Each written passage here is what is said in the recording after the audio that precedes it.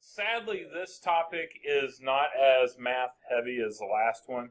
There is some math, but there's also concepts. So, yay, the concepts are back. All right.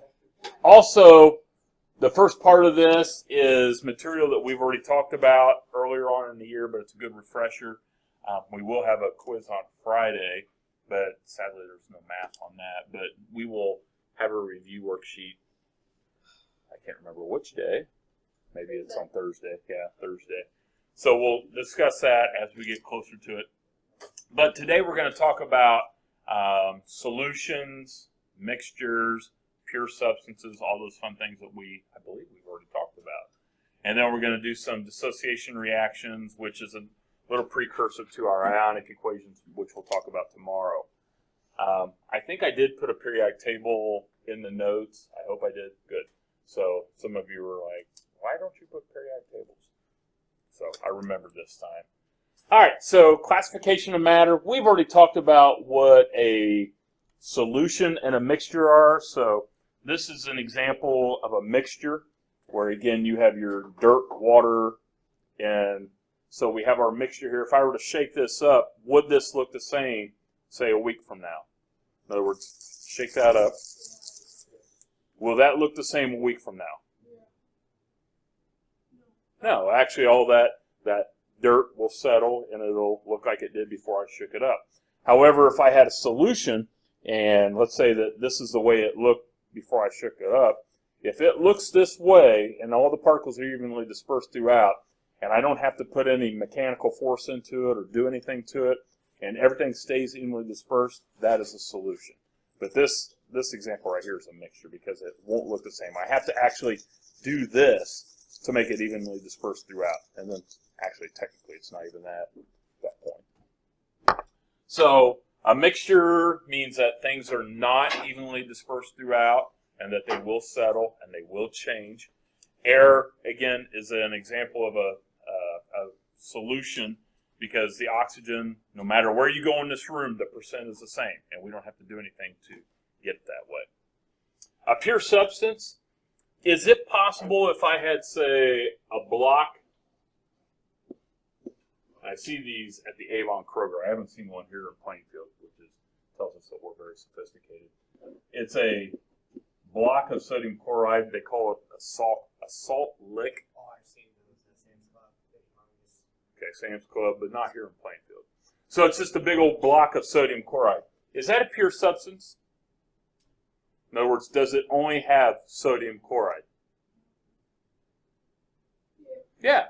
So if it only has sodium chloride, it's a salt lick, then that's considered a pure substance.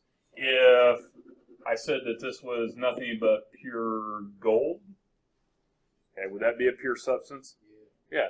So if it only has one kind of thing in it, and again, you could have compounds in there, then yeah, that would be considered a pure substance. What if I had, say, a beaker and it was filled with distilled water? Would that be a pure substance? Yeah, because it only has water in it. So make sure that when we think about pure substances, we don't always think, oh yeah, it has to be an element, but it can be a compound as well. All right. Homogeneous, heterogeneous, those are just the terms, again, that we used earlier for solutions and mixtures. So homogeneous means that we're looking at a solution. Heterogeneous means that we're looking at a mixture. Solute, solvent, I can't remember if we talked about that earlier on in the year. Does that sound familiar? Okay.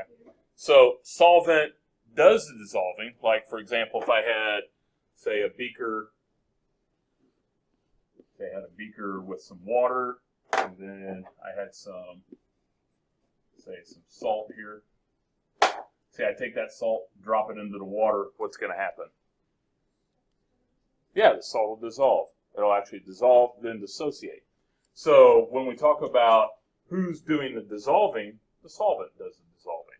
So like if you are working, some of you might change your oil on your car, you get oil on your hands. If I just run it under cold water, that takes care of the oil, right? No. You have to use something that will dissolve it. And actually there's a term that I have later on. It's called like dissolves like. Let me see if I can find find that real quick. Like dissolves like. There it is. So like dissolves like, I have to find something that's also nonpolar and have it dissolve it. Now, gasoline's another option. So you can pour gasoline on your hands. It's not real good because it dries out your hands. But in this case here, the salt is polar, the water's polar, so it dissolves and dissociates.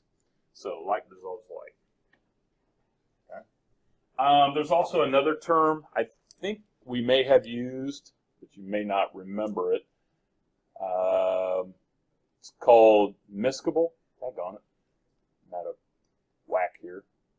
When we talk about miscible, it means that it can dissolve in there. Like, for example, we have our oil and water mixture here again. So the oil's on top, the water's on the bottom. That doesn't dissolve in each other. And it's had a week to get away from all you guys shaking this up, so it looks pretty good now. So I'm going to need to hide these. But these are immiscible because the oil is nonpolar, the water's polar. They don't want to be near each other. Okay, so that would not dissolve in that. So back to the top. And what the heck? Like, what in the world is that? All right. Yeah, I look at Facebook one time, and I never look at my Facebook page, and then I start getting notices. Thank God I will look into that.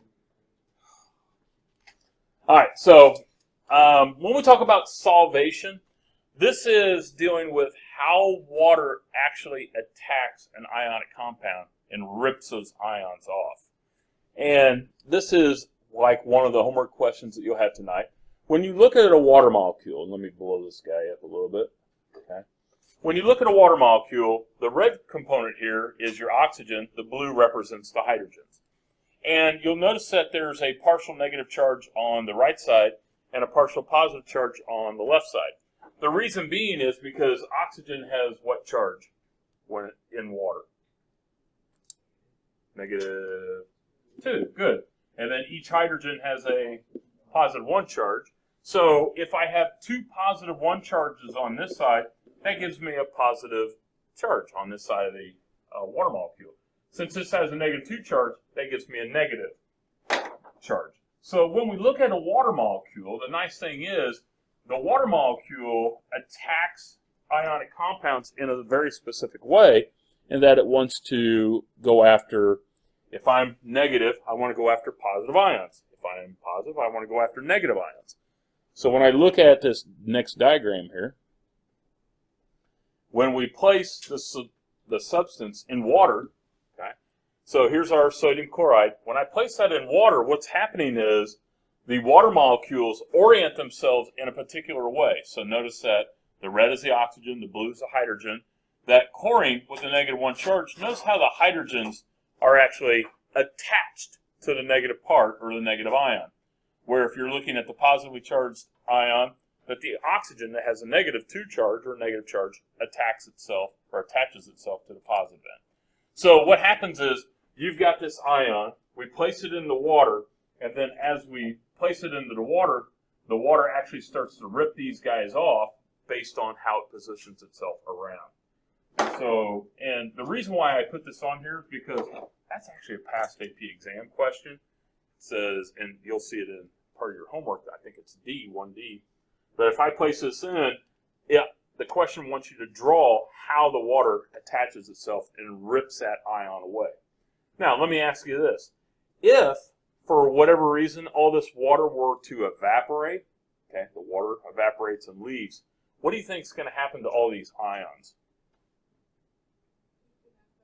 They'll go right back to the ionic compound. So it goes, they actually find their way back to the solid. Now, sometimes it won't be in the same shape, but you might have seen that there's like some crustiness on the sides.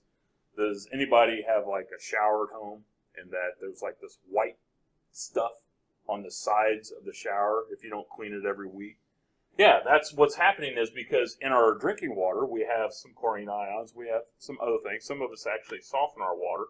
So over time, as that shower water evaporates, it leaves these crystals behind. So how do you get rid of it? Well, you get something that has some hydrochloric acid, react it, boom, it's clean. So there are some products out there that have some diluted hydrochloric acid. Hydrochloric acid loves to take care of that stuff. So when we look at the homework question, just ask yourself, what's the charge? Okay, how am I going to position the water ion around it? And notice that these actually are touching. And if I were to technically look at this, this is chlorine ion that is aqueous, which the aqueous means that water is surrounding it. Now, we talked earlier about, say, copper sulfate, and it had a dot with 5 waters. Is that the same thing as up here? In other words, here I have the whole compound, and I have 5 water molecules chemically attached to this. Are these two things representing the same thing? Gut feel. Yes or no? No, they're not. Because actually the water would rip this apart. This is a hydrate. So remember our blue crystals that we did a lab where we had the watch glass. We put the blue crystals in. We heated it up. Ooh, it turned white. Because what we did was we ripped the hydrogen or the water off of here. These guys we're placing in water and it dissociates. So you might hear the term hydrate. This is not a hydrate situation. This is an aqueous situation. Okay, we'll talk some more about that later on here. So there's your hydrated. So hydrated simply means that you've got water actually chemically attached to it. Now, this is an aqueous situation up here. Dissociation. Some things actually, when they hit water, they dissolve and then they dissociate. Okay? So dissociation is only for ions. So if I had, say, some glucose, okay, that is an organic or a molecular compound. If I place sugar in water, it only dissolves. It does not break apart into carbon, hydrogens, and oxygens. It does not do that. However, if I place salt into water, then it breaks apart into sodium ions and chlorine ions. This is ionic. This is not ionic, but it's molecular. And molecular means that we have a nonmetal with a nonmetal, in some cases 3 nonmetals. Okay? So we'll talk more about that tomorrow in the next couple days about who's ionic. How are you going to know if it's ionic? You got a what with a what? Metal with a nonmetal. Okay? And if you were looking at the glucose, you only had things that were on this side. Hydrogen, whenever it's with carbon and oxygen, we treat it as a nonmetal. Water is the universal solvent. In other words, most of the foods that we eat can be broken down by water. In other words, that's why we don't eat rocks, okay? Because rocks have no nutritional value associated with it. It has some minerals in there, but it doesn't break apart. So we want to make sure that we're eating most of our things. Now, we do eat some oils because they taste so good. But water, for the most part, is our universal solvent that we care about there. All right, miscibility. Talked about that already. So miscibility means that it can dissolve in a solution or a substance. So if I had, say, sodium chloride, I want to put it in water. If I put it in oil, that sodium chloride is just going to sit there. It might sink a little bit, but it won't break apart because they don't like each other. Immiscible means that it will not dissolve. That's what sodium chloride in oil will do. Like dissolves like, that's probably one of the more common chemistry terms. And again, what that means is polar substances dissolve other polar substances. Nonpolar substances dissolve other nonpolar substances. So we might go back to drawing some Lewis structures and asking ourselves, are these polar or nonpolar? Saturated solution and an unsaturated solution. Saturated means that if I add more substance to it, it just simply goes to the bottom. It won't dissolve. Here's an example. I'll start off with the unsaturated. My wife loves to drink iced tea. And if she gets unsweetened, then she grabs 2 bags of sugar, rips that sugar open, dumps it in, and as the sugar goes down, you can see it dissolve, actually disappear. It turns into the waves, so to speak. And I'm like, stop, that's good. It's now saturated. She's like, nah, we can put some more in. So she grabs more sugar, dumps it in. This time, the crystals don't dissolve, but they just sink to the bottom. And you see this mountain of sugar forming on the bottom. The reason why that mountain of sugar started to form is because the solution can no longer dissolve any more of that sugar. One way that you can get it to dissolve is increase the temperature. If she starts to heat that tea up, then that sugar will dissolve. Anybody make rock candy? I did it one time, never again. It's a mess. What you do is you take water, put it on a stove, heat it up, boil it, add sugar so that you can actually dissolve more sugar than the water can handle. And then you take that water off and let it cool. As the water cools, then the sugar actually starts to form crystals because that water can't hold that solution. The table that's over by Jacob can't see it, sadly. It's a solubility curve table, the green one with the green border and the white. We're going to talk about that later on this week. But this deals with how well things can dissolve as the temperature increases. Some things actually dissolve a lot better as the temperature increases. Okay. There are some things that don't. We'll talk about that as well. There is an upper limit to how much you can dissolve. Okay, so you can't just keep adding to it and hoping that it'll dissolve. So there is at least some. And some things are not soluble at all. Okay. In other words, like if I take some some calcium phosphate, which is very ionic and very polar, place it in water, it wants to stay together. Now, that's a whole different discussion, but we'll talk about that later in AP. Temperature, like I said, increases how much you can dissolve. So we'll look at that later on. And crystal growing, that's actually if you're making rock candy. Now, there are some situations where we can have what's called a supersaturated solution. And I made a video last night. Came in here before supper. Sam and I shot this. But there are some substances, not many, there are some substances, sodium acetate being one of them, that you can actually heat it up, dissolve more crystal in it than it should be able to hold. But then you take one crystal, drop it in, and the solution goes from a liquid to a solid. And then knowing that instability, we can actually build a mountain, which I have in the video. So supersaturated solutions are very strange solutions, not very common. So let's take a look at that here.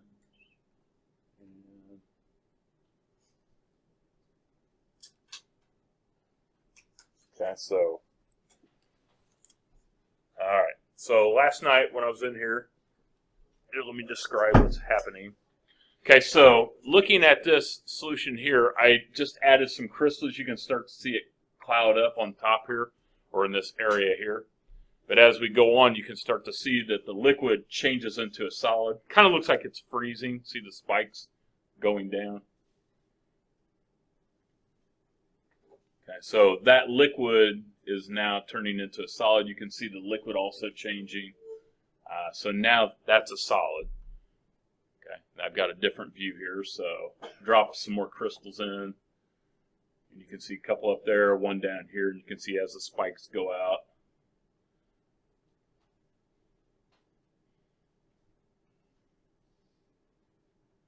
Exciting stuff.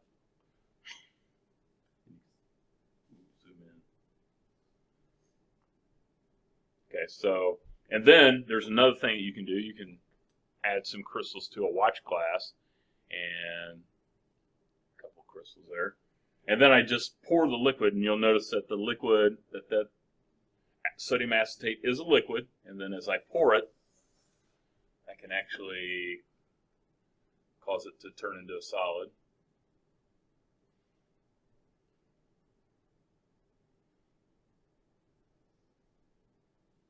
And again, because I was able to dissolve more of the sodium acetate than was normally able to do. And notice that there's no liquid. It changes back into a solid as we go. Come on, Sam, get the camera. Turn it. There you go, attaboy. Not a very good cameraman. And then here's another one, and I put a hint on here. I forgot to add the crystals, and of course Sam didn't say anything. And notice as you pour the liquid, nothing happens because there's no other crystals involved, so it stays as that supersaturated solution. So like, oh yeah, let's put some crystals in there. As soon as I do that, boom, starts to solidify, and then we can this up.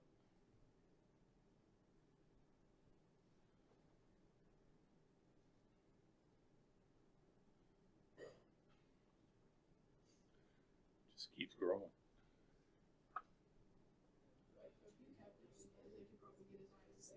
Well, I got it as high as I could, and it was about ready to tip over. And I'm like, it's a good time to stop because it was gonna like crash over. And it makes a mess.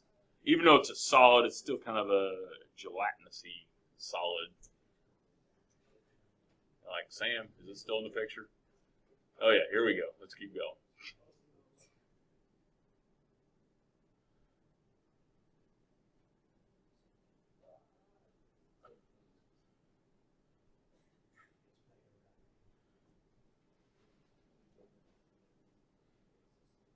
It's gonna start to tip here any second. It's like, nope, stop, gotta stop. So, all right, so that's the supersaturated solution. Show all your friends that if you want, if you're a nerd. All right, and then, but there are a few things that as you heat up a solution, that the solubility actually decreases. And you can see that on this chart over here, and we'll talk about it later on. But there's a couple things that actually decrease as temperature increases. I drank my Diet Coke already for today, but I had the bottle of it. Now, what's one reason why we cool our carbonated beverages? Why do we do that? Tastes good, yeah, for one. Also, as you heat up that solution, the carbon dioxide that's in that will escape as a gas and make the solution flat. So if we actually look at a gas, as we increase the temperature, it actually decreases the solubility. So we want to cool the solution down to make that more soluble. But that's only for gases. Also, if we change the pressure, if we keep that pressure constant, then that gas will also stay dissolved in the solution, even though the temperature increases. So as long as we don't open it up, then that gas will stay dissolved. The practice problems that I have here, this is similar to what we will be doing for homework tonight. And this brings back some fun memories. So it wants us to write the dissociation for each of these ionic compounds. So if I have potassium nitride, and again, it starts off as a solid, I'm going to place it in water and have the ions dissociate. So how will it look on the other side? So how many potassiums do we have? 3, good. And what's the charge on potassium? +1. That's why we're doing this, to get you back into those fun memories. And then how many nitrogens do we have? 1. And this is not nitrogen gas, but this is nitride, and it's dissolved in water. So what's the charge on nitrogen? -3. Okay. Make sure the charges add up to equal 0. So make sure that the charge is the same on both sides. There we go. There's the first one. Looking at calcium phosphate. How will that break apart if I place that in the water? How many calciums? 3. Good. And remember, keep the polyatomics together. What's the charge on calcium? +2. And how many phosphates do we have? 2. Very good. And what's the charge on phosphate? -3. Okay. So when you see a question asking you to write the dissociation reaction, that's what it's asking. Okay. And then the homework is the ones.